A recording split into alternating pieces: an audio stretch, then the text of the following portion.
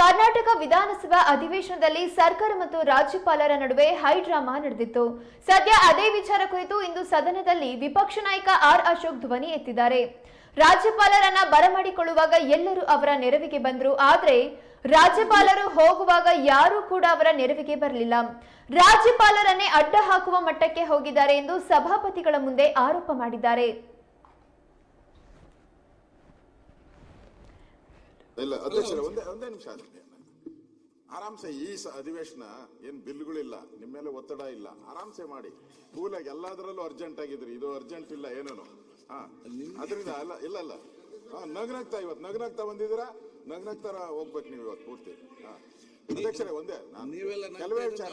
ಈಗ ನಾವು ಗೌರವಾನ್ವಿತ ರಾಜ್ಯಪಾಲರನ್ನ ಬಹಳ ಗೌರವದಿಂದ ತಾವು ಹೋಗಿದ್ರಿ, ಬ್ಯಾಂಡ್ ಕೊಡಿಸಿ ಬ್ಯಾಂಡ್ ಸೌಂಡ್ ಎಲ್ಲ ಮಾಡಿ ಕರ್ಕೊಂಬಂದ್ರಿ ತಾವೆಲ್ಲರೂ ಕೂಡ. ಅವರು ರಾಜ್ಯಪಾಲರ ಭಾಷಣವನ್ನ ಎಷ್ಟು ಹೇಳಬೇಕು ಅಷ್ಟು ಹೇಳಿದ್ದಾರೆ, ಕೊನೆಗೆ ಜೈ ಹಿಂದ್ ಅಂತ ಹೇಳಿದ್ದಾರೆ. ಹೋಗ್ಬೇಕಾದ್ರೆ ನೀವು ಜೊತೆಲಿ ಬಂದಂತ ಅಷ್ಟು ಜನ ನೀವು ಕರ್ಕೊಂಬರೋವಾಗ ಗೌರವಿತವಾಗಿ ಕರ್ಕೊಂಬಂದ್ರಿ.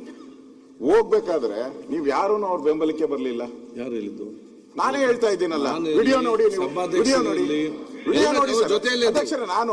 ನೀವು ದಾಖಲೆ ನೋಡಿನೇ ಮಾತಾಡಿ. ಇಲ್ಲಿ ವಿಡಿಯೋ ನೋಡಿ, ಇಲ್ಲಿ ಹರಿಪ್ರಸಾದ್ ಅವರು ಹೇಳಿದ್ದಾರೆ ನನ್ನ ಬಟ್ಟೆ ಎಲ್ಲ ಹರಿದಾಕ್ಬಿಟ್ರು ಅಂತ. ಅಲ್ಲ ಇರ್ಲಿ, ಬಟ್ಟೆ ಹರಿದಾಕಿದ್ರೆ ವಿಧಾನಸಭೆಯಲ್ಲಿ ಬಟ್ಟೆ ಹರಿದಾಕಿದ್ರೆ ದೊಡ್ಡ ವಿಚಾರ ಅಲ್ಲ ಅಧ್ಯಕ್ಷರೇ. ಒಬ್ಬ ಸದಸ್ಯ, ಸೀನಿಯರ್ ಸದಸ್ಯ, ಜನರಲ್ ಸೆಕ್ರೆಟರಿ ಆಗಿದ್ದವ್ರು ಕಾಂಗ್ರೆಸ್ ಪಾರ್ಟಿಗೆ, ಅವರೇ ಬಟ್ಟೆ ಹರಿದಾಕೊಂಡು ಅಲ್ಲ ಅವ್ರು ಹೇಳಿದ್ದು ಹರಿದಾಕಿದಾರೆ ಅಂತ. ಯಾರು ಹರಿದಾಕಿದ್ರು? ಅವ್ರ ಹೆಸರು ಹರಿಪ್ರಸಾದ್. ಹರಿದೋಯ್ತು, ಪ್ರಸಾದದ್ದು ಹರಿದೋಯ್ತು, ಹರಿಪ್ರಸಾದ್ ಹರಿದೋಯ್ತು.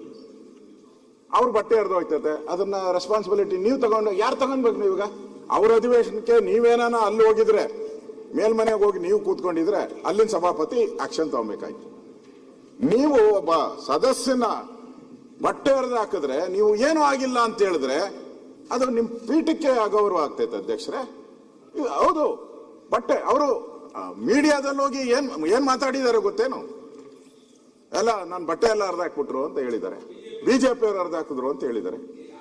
ದಯವಿಟ್ಟು ನಿಮ್ಮ ಎಲ್ಲಾ ವಿಡಿಯೋಸ್ ಇದೆ, ಅವ್ರ ಹಿಂದೆ ಯಾರಿದ್ರು, ಅವ್ರ ಮುಂದೆ ಯಾರಿದ್ರು ಗೊತ್ತಾಗ್ಬೇಕು. ನೀವ್ ಹೇಳ್ಬೇಕು. ಬಿಡಿ, ನೀವು ಕೊಡುವಂತ ರೂಲಿಂಗ್ ಏನಿದೆ ಇದು ರೆಕಾರ್ಡ್ಗೆ ಹೋಗುತ್ತೆ, ಬಹಳ ರೆಕಾರ್ಡ್ಗೆ ಹೋಗುತ್ತೆ.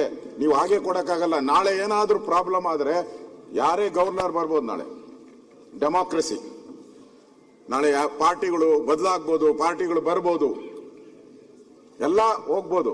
ಆದ್ರೆ ಆ ಚೇರ್ ಇರ್ತತೆ, ಆ ಚೇರ್ ಇರುವಂತ ರೂಲ್ಸ್ ಇರ್ತತೆ, ನಿಯಮ ಇರ್ತತೆ, ಅದು ಹಾಗೆ ಇರ್ತತೆ. ನೀವು ಬದಲಾಗ್ಬೋದು, ನಾನು ಬದಲಾಗ್ಬೋದು, ರೂಲ್ಸ್ಗಳು ಬದಲಾಗಲ್ಲ, ಆ ಚೇರ್ ಬದಲಾಗಲ್ಲ. ಯಾರು ಪುಣ್ಯಾತ್ಮರು ಕೂತಿದ್ದಾರೆ, ಆ ಚೇರಿಂದ ನೀವು ಏನ್ ಕೊಡ್ತಿರೋ, ನಾಳೆ ಬೇರೆ ಯಾರಾದ್ರೂ ಗವರ್ನರ್ ಹಿಂಗ್ ಬಂದು ಹೋದಾಗ, ಗವರ್ನರ್ ಇವತ್ತೇ ಹಿಂಗೆ ತಳ್ಳಾಡಿದ್ದಾರೆ, ನಾಳೆ ಗವರ್ನರ್ಗೆ ಹಲ್ಲೆ ಮಾಡಿದ್ರೆ ಏನ್ ಮಾಡ್ತೀರಾ? ಹೇಳಿ. ನಿಮ್ಮ ಕಂಟ್ರೋಲ್ ಅಲ್ಲಿ ಬರುವಂತದ್ದು ಇದು.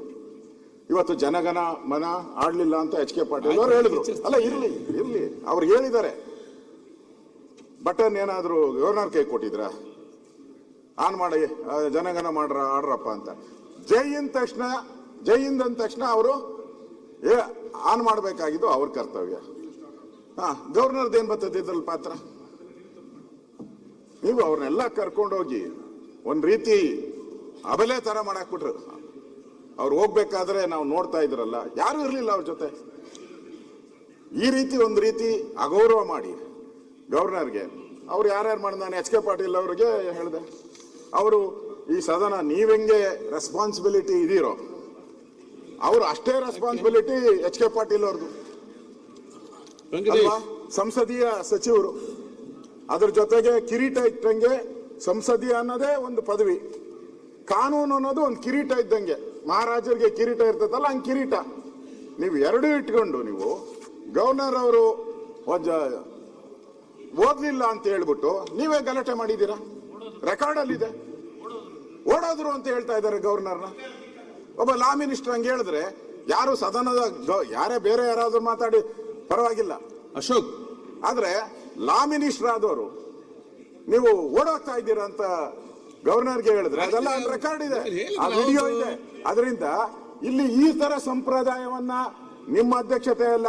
ಆದರೆ ನಾನು ಹೇಳಿದ್ದೀನಿ, ನೀವು ಅಧ್ಯಕ್ಷರಿದ್ದೀರಾ, ಈಗ ನೀವೇ ಇರ್ರಿ, ನಮ್ದೇನು ಅಬ್ಜೆಕ್ಷನ್ ಇಲ್ಲ. ಆದ್ರೆ ನೀವು ತರಾತುರಿ ಇದ್ದಂಗೆ ಕಾಣ್ತಾ ಇತ್ತು ಅಲ್ಲೋ ಕೂತ್ಕೊಳಕ್ಕೆ.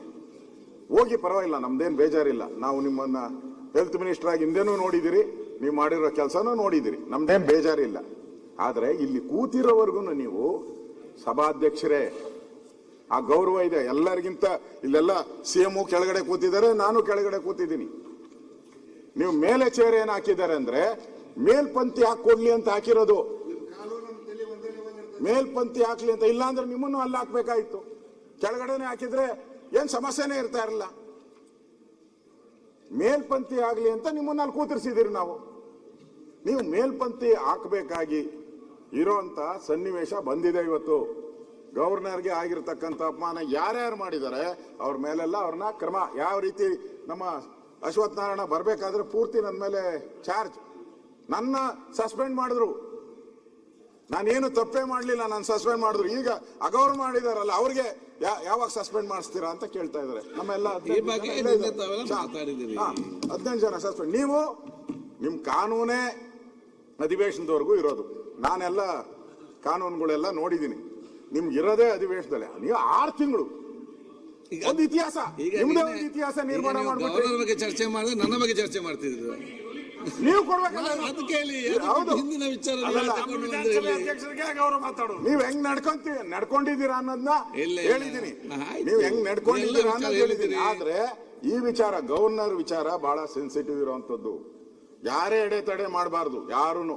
ಆ ಬುಕ್ಕಲ್ಲಿ ನಾನು ನೆನ್ನೆನೂ ಓದಿ ಹೇಳಿದ್ದೀನಿ. ನಾನು ಆ ಬುಕ್ಕಲ್ಲಿ ನಿಮ್ಮ ಕೌಲನ್ ಶೆಟ್ರಲ್ಲೂ ಪೂರ್ತಿ ನಮ್ಮ ಸದನದ ಇದರಲ್ಲೇ ಇದೆ, ಕೌಲನ್ ಶೆಟ್ರಲ್ಲೂ ಇದೆ. ಯಾವುದೇ ರೀತಿಯಾದಂತ ತೊಂದರೆ ಕೊಡಬಾರ್ದು. ರೂಲ್ ಬಗ್ಗೆ ಮಾತಾಡೋಣ, ಬೇಕಾದ್ರೆ ಮಾತಾಡ್ತೀಯಾ? ಅದರಲ್ಲೇ ಇದೆ, ಕ್ಲಿಯರ್ ಆಗಿದೆ. ಇಷ್ಟೆಲ್ಲ ಆದ್ಮೇಲೆ ನೀವು ಅವ್ರು ಯಾರ್ಯಾರನ್ನ ನಾವು ಹೆಸರು ಹೇಳಿದಿರಿ, ಯಾರ್ಯಾರು ಅಲ್ಲಿ ವಿಡಿಯೋದಲ್ಲಿದೆ, ಯಾರ್ಯಾರು ಹೋಗಿ ತಡೆ ಮಾಡಿದ್ರು, ಅಡ್ಡ ಹಾಕಿದ್ರು, ಹರಿಪ್ರಸಾದ್ ಅವರು ಬಟ್ಟೆ ಹರ್ಕೊಂಡಿರೋದು ಯಾರು, ಇದೆಲ್ಲಾನು ಕೂಡ ಆಯ್ತು. ಯಾಕೆ ಅಲ್ಲ, ನಾವು ಮಾತಾಡಂಗಿಲ್ಲ. ಅಲ್ಲ, ಇದು ಸಬ್ಜೆಕ್ಟ್ ಇವತ್ತಿದೆಲ್ಲ